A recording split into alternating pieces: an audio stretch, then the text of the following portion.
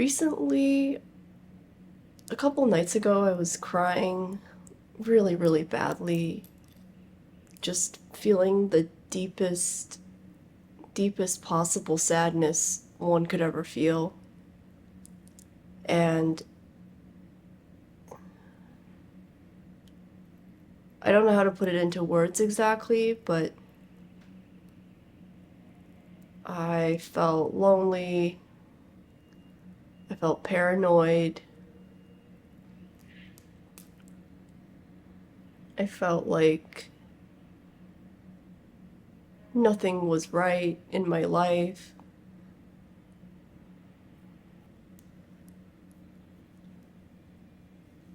And I eventually got up from my bed. This was pretty late at night, and I looked outside and just looked at the skyline, which I'm really lucky to have outside my window. I just see hundreds and hundreds of lights from all these buildings, and then there was one little tiny balcony, and it had all these lights. This is really, really cheesy sounding, but just that little balcony with the lights made me a little bit happier, and I think it's because I remember that there's people out there, and for some reason, just knowing that there's people out there calms me down when I'm really, really sad. And then I realized that I think I just had too much sugar at dinner. And nothing was really wrong. I just needed to let it pass. And then I felt kind of stupid because I was having all these crazy assumptions about how every single part of my life has to be changed, and I need to, I don't know, move away, change my career, change everything. And then when I calmed down, and I guess my weird, I don't know what it was. I think it was a depressive episode. I think it was maybe an anxiety episode, but that was really hard. I think I had that feeling again when you cry too much and your chest is really tired, but everything was alright. It wasn't as bad as I thought. If I feel bad and I'm thinking about something that makes me really, really sad or unhappy, then I usually just try to either let it fizzle out if there's nothing I can do about it, or I take action. But if neither of those things work, and I have tried to let my thoughts fizzle out and all that, and I just need to reevaluate how I'm spending my time, then one of the things that helps me a lot is reading. And I think it's because I get so much joy out of learning, whether it's fiction and I'm learning about other people, or it's nonfiction and I'm learning about something I've always wondered about. I think that books have so many more details to them than I can get online. If I Google something, it's never really the same. It's always watered down. So books help me a lot when I'm sad, and I think that they've always helped. When I was a kid, if I had a bad day and I did everything I could about the actual problem, I would just sit in my room and read. I should show you some books. Let's see. I had a phase where I was watching cleaning videos, so I learned that you have to dust from the top to the bottom of things because dust falls. So if you dust at the bottom first and then you dust at the top, then nothing is ever really clean. Anyway, I was a pretty sad child growing up, and I guess I'm still sad, but now I'm an adult. One of the things that I liked the most was in Wisconsin when my teacher would read entire books to us. Around elementary school, maybe third or fourth grade, one of my teachers read The Pushcart War, and it's a really, really short fiction book. It was written in 1964, and it's a futuristic book written about 1976. And it's about a group of New Yorkers who have push carts, and they sell things like hot dogs or flowers, that kind of thing. And then they're battling against the evil corporations with huge aggressive trucks in the streets of New York. And it's totally a comedy and a bit of an allegory, but it's just so wholesome and heartwarming and fun. Definitely cheers me up, and probably will for the rest of my life. And it only takes, I don't know, maybe 2 hours to read. This is a good one. Not so much of a book that I'd read front to back, but if you just flip to a random page, it's called Brewer's Dictionary of Phrase and Fable, and it has idioms and words and defines them. Irish aphorism: only two things in this world are too serious to be jested on, potatoes and matrimony. Feeling Good is a classic for depression. I've used it a lot, especially I think I used the chapter on loneliness, and it just teaches me how to have a healthier thought process. This is a list of advantages of being alone, like being alone forces you to develop your personal strengths. Being a woman alone is better than being a woman with an unsuitable male mate. The same applies to a man. You do not need that external approval, love, or attention in order to survive or to experience maximal levels of happiness. It really goes into detail about practical ways to have a healthier thought process, so this has helped me a lot. I think I've reread parts of this book 50 times.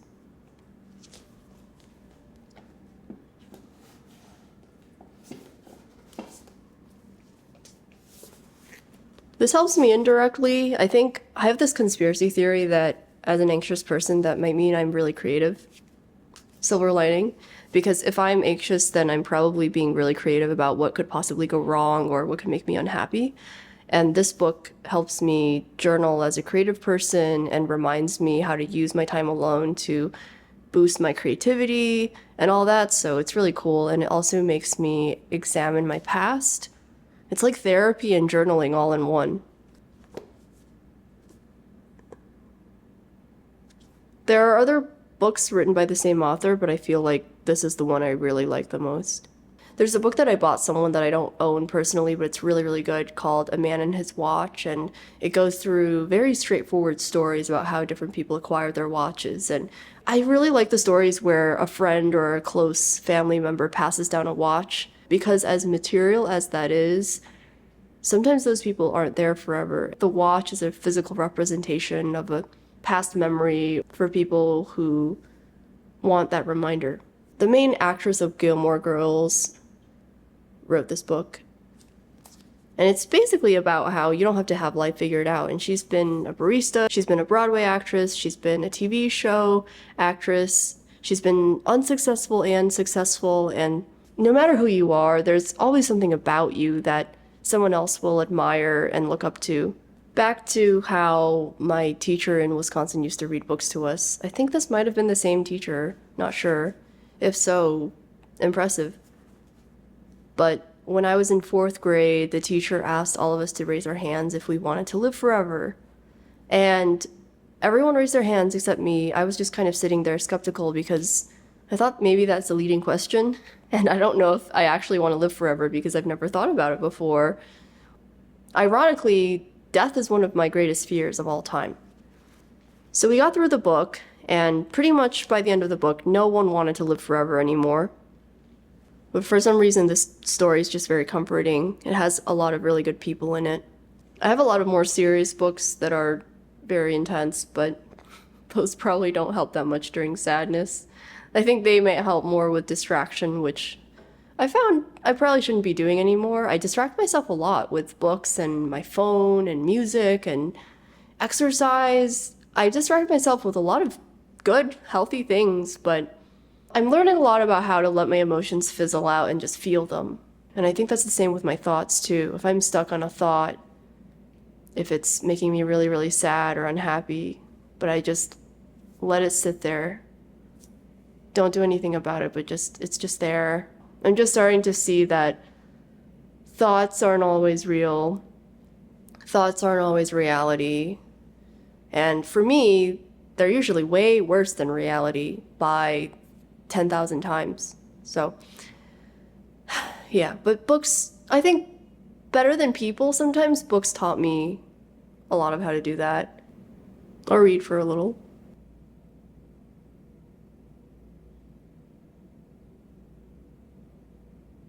This is kind of lame to be complaining about, but another thing that makes me really sad is having to do my laundry, which I really need to do right now.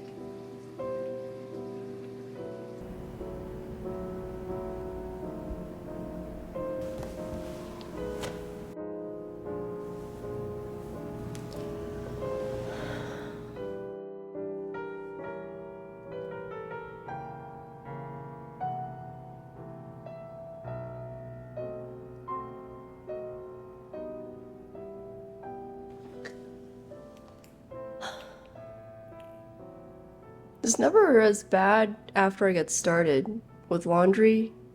After I get the washing machine started, I'm not really halfway done yet, but I feel better because the hardest part is just getting started, and I keep thinking I don't want to, and it seems really silly because it's just washing my clothes. It shouldn't be that hard, but it's really, really hard for me.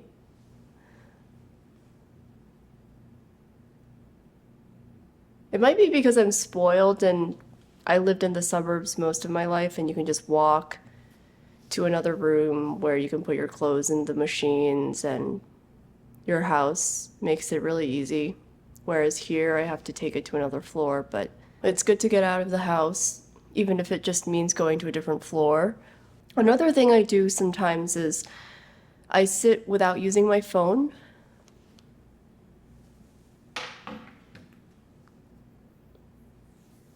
And I really don't miss it. I hate to say that because sometimes my friends message me, which I love it when people message me. I think it's the most fun thing, but I don't miss having the phone. I don't miss being tied to it and being inundated with information. I don't miss that part. If I could just, maybe I should just reduce my phone to Google Maps and texting and calling. When I turn off my phone or stop using it or don't bring it with me, I always hear more things in nature. I hear birds outside.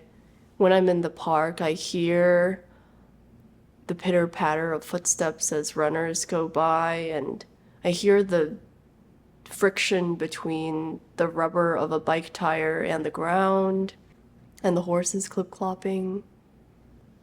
I hear the wind.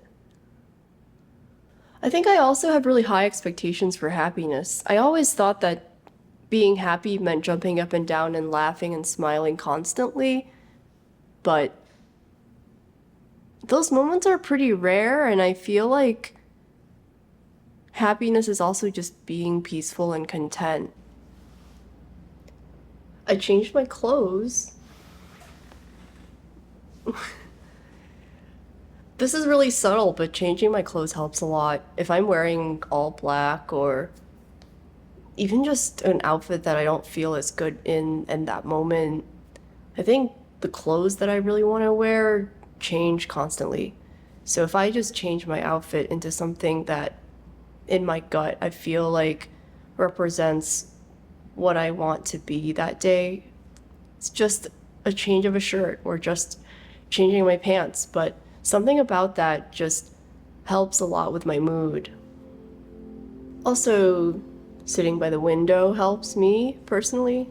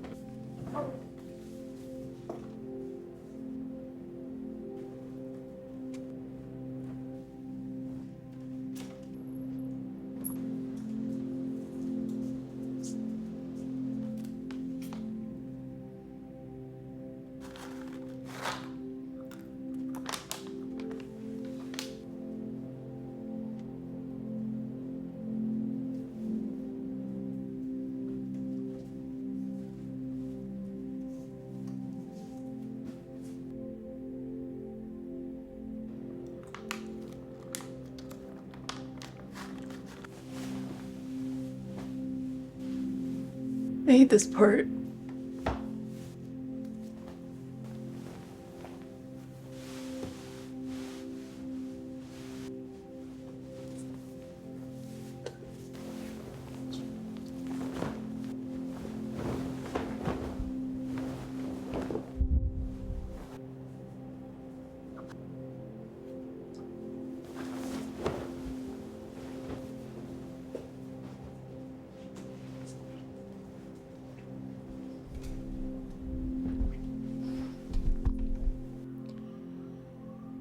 I feel a lot of sadness a lot of days, but I guess there's always a way out of it.